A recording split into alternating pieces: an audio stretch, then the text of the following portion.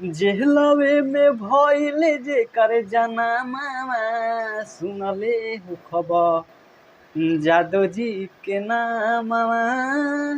पापी कंस रहे जेकर मामा सुनले हो खबर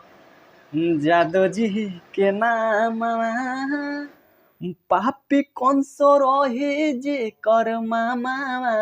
सुनले हो खबर जादो जी के नाम और जादो जी के नाम हो जादो जी के नाम